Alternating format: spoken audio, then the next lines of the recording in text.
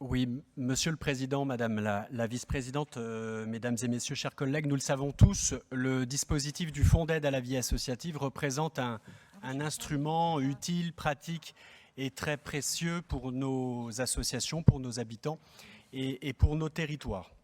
Créé et voté il y a maintenant plus de 40 ans, le FAVA participe à l'entretien du dynamisme associatif de la Côte d'Or et des Côtes d'Oriens. Je crois qu'il s'agit là d'un constat partagé par toutes et tous au sein de cette Assemblée.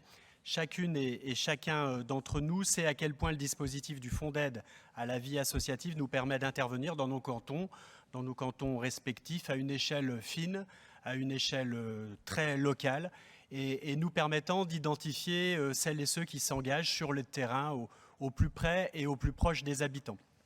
Alors sans notre relais, Monsieur le Président, et sans l'action du FAVA, ce sont des centaines d'associations qui se retrouveraient sans aucun doute hors de portée de l'action du département, simplement parce qu'elles sont parfois méconnues ou parce qu'elles n'ont pas le relais direct des conseillers départementaux. Or, vous l'avez dit vous-même, le département doit maintenir sa présence territoriale partout, dans tous les domaines et dans tous les domaines de compétences, dans le social, dans la culture, dans l'aménagement et l'attractivité du territoire, à travers le soutien aux tissus sociaux associatifs et les activités sportives, culturelles, l'entretien du développement, du lien social, de la cohésion sociale. Vous le savez, Monsieur le Président, la vitalité de nos associations repose sur la force du bénévolat qui représente une richesse inestimable pour la Côte d'Or. Cette richesse est célébrée d'ailleurs chaque année à l'occasion des Assises du bénévolat en Côte d'Or, un événement qui réaffirme notre soutien au monde associatif. Or, depuis le début de ce mandat, nous le savons tous, la crise économique et la crise sociale se sont accentuées. Elles s'inscrivent dans un contexte difficile, succédant à une longue période de crise sanitaire qui a durement frappé nos associations et leurs bénévoles. Nous en avons tous été témoins dans nos cantons, dans le département tout entier. À cela s'ajoute, nous le savons tous, l'inflation qui affecte les efforts entretenus. Compte tenu de cela, un constat s'impose dans la proposition budgétaire qui nous est soumise.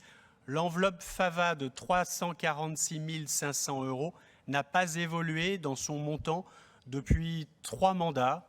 Nous l'avons dit, nous l'avons souligné, depuis 16 ans, soit depuis le vote du budget de décembre 2007. À l'époque, l'enveloppe globale avait été réévaluée de 5% par rapport au montant précédent de 330 000 €, qui lui-même avait été révisé 4 ans plus tôt. Alors, Monsieur le Président, 16 ans sans révision, sans indexation, c'est long, c'est très long.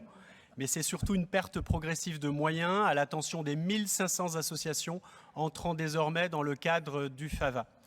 À titre d'information, 120 € en 2008, c'est-à-dire le montant minimum attribuable à une association, équivaut à 156 € aujourd'hui, compte tenu de l'inflation.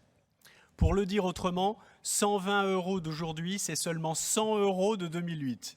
En somme, l'enveloppe globale proposée de 346 500 € d'aujourd'hui, c'est 288 500 € de 2008, soit une diminution de 58 000 €, c'est-à-dire, tenez-vous bien, une diminution de 16,7%. Alors, compte tenu de ce constat, il nous semblerait juste de considérer qu'il est désormais urgent, utile, nécessaire de réviser cette enveloppe FAVA afin de mieux prendre en compte le contexte inflationniste qui a durement frappé nos associations comme il frappe nos habitants et nos territoires. Je vous remercie.